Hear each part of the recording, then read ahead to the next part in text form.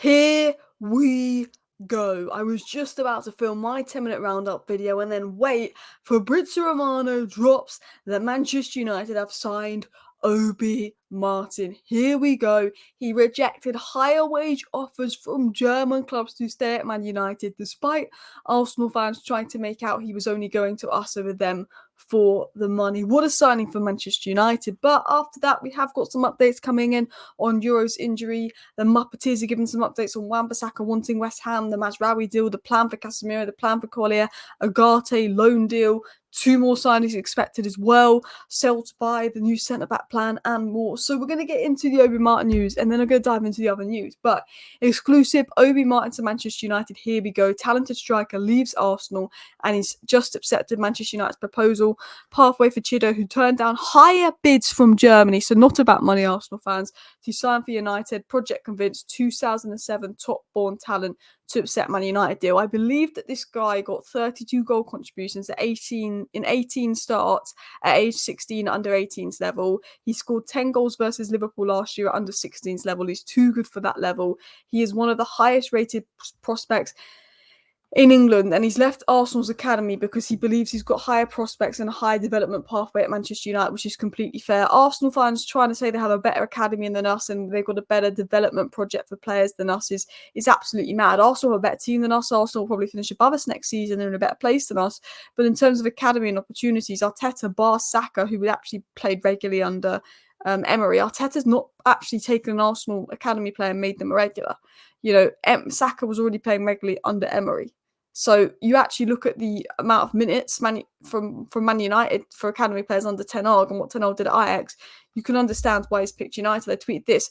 I'm not sure what Arsenal fans are trying to make out Obi Martin leaving is about money. In terms of academy and development, you can't blame him for wanting to move to United. Ten Hag gifted 23 academy graduates their debut at Ajax. Also, Garnacho, Maino, Timber, Gravenberch, De Ligt, De Jong and Mazraoui all became regulars under Ten Hag.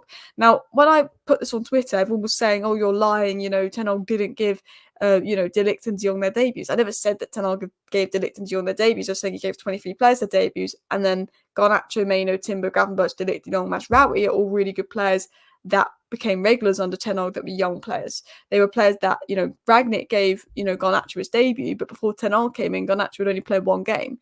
Garnacho established himself under Ten Hag. De Ligt established himself. De Jong established himself. Mazraoui established himself. Timber, Gravenberch, Maino established himself under Ten Hag. All academy players.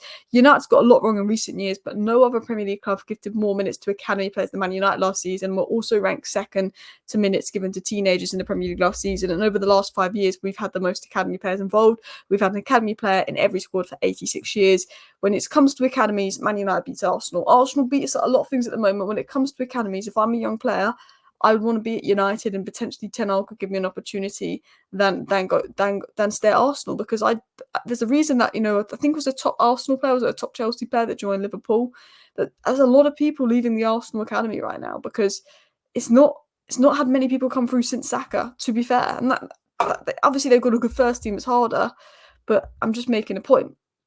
So the Muppeteer said the injury to Lenny Euro may change things, but it depends how long it's going to be in regards to Euro's injury and United centre-back plans. It said that we should press ahead with De Ligt once Lindelof is sold.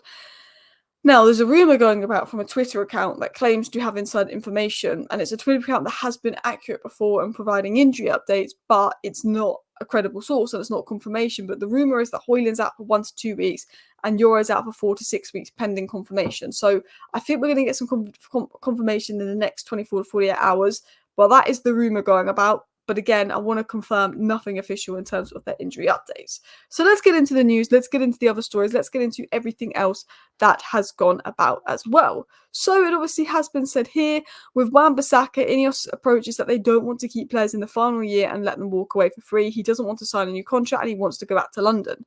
Wan-Bissaka has given his openness to join West Ham after newer discussions, but they have to meet a certain wage. We know that once Wan-Bissaka agrees to join West Ham, that deal will be done for £15 million. We've already got the agreement there with Bayern and the agreement there with Mazraoui for him to come. So once Wan-Bissaka sold, that should be a double here we go with Mazraoui coming our way. Now, in regards to Mazraoui, the Muppeteers said this. Mazraoui would be someone who would provide coverage for both right and left back. The closest transfer right now to happening is Wan-Bissaka out and Mazraoui in. While it feels like, Agate was going to be the next signing and that we'll get really close to De Ligt, it's very likely that Mazraoui will be the next signing, followed by then De Ligt and Ugarte after that, which could be dependent on sales. So what is the latest with Ugarte, Casemiro, United's midfield plans? Is Ugarte still on? Is it going to go on loan? Well, the Muppeteers on the MUFC MPB YouTube channel said this. For Manchester United, the possibility of a loan with an obligation to buy for Ugarte would be much more suitable, especially if it was a conditional obligation. Manchester United will have a new talk with Paris Saint-Germain after the tour. There's a good chance to sign Ugarte, especially when João Neves joins PSG. I think once João Neves to PSG is official and it's like 99% done and we've finished the tour, we will probably press ahead with Ugarte. We're also expecting a bid from McTominay in the next week, Mejbri to leave in the next week. Eriksen's also having talks about leaving, and Lindelof could be close to leaving. So I think there is a few sales that's expected to happen as tour comes to a close. It was said that Casemiro staying at Manchester United beyond this summer has become a lot more likely. That there has been a shift of focus of how can we get the most out of Casemiro going on at the moment, according to the Muppeteers. And Man United a little optimistic about Casemiro having a bounce back year. It's about how can we get the best out of him. There was a feeding a few months ago that Casemiro was going to go to Saudi. Saudi were going to buy Casemiro. Man United had, talks and responses from Saudi clubs, which made them very confident that Casemiro was going to join Saudi, and Casemiro was open to that. And I think his head was in Saudi come the end of the season. But maybe Casemiro's recent form and his wage demands has put Saudi off, who are now going for a younger approach. It was also said on Toby Collier that Manchester United think Collier is physically at an age and profile where he could play at senior level, but is he ready? That is what the club wants to see in these preseason games. He's being thrown in over Eriksen and McTominay with the starting squad. He could have played, McTominay or Eriksen with Casemiro like he's done in the past, but he played Collier and he played Mount, which suggests to me he's part of the future. And right now he has looked ready, Collier. It's early days, but you look at Maino and how he was thrown in, and everyone said, this and that about Maino when he was starting for England in the final when he deserved his place.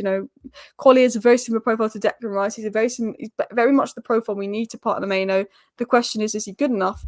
And I think physically he's got what we need, and let's just hope he is. It was said Manchester United want to bring in at least 2 more players this summer, De Ligt and Ugarte, or Branthwaite if they can get him. However, they must sell to buy. It's very likely that Victor Lindelof will be one to depart for the new centre-back to come in. Lindelof out, De Ligt in. We spoke about that earlier. And if Fulham offer anywhere close to 30 million for McTominay and the player decides he wants to join them, United will accept the deal. Lindelof and McTominay most likely exits to happen that would allow us to get the midfielder that we want in and De Ligt in. Branthwaite would depend on Everton lowering the fee. Wan-Bissaka allows Mazraoui in, that should be done. Mejbri, Eriksen are deals that are likely to happen, but that's not really going to free up much money. Sancho is definitely one to watch. Antony will probably stay. Casemiro will probably stay. Maguire will probably stay.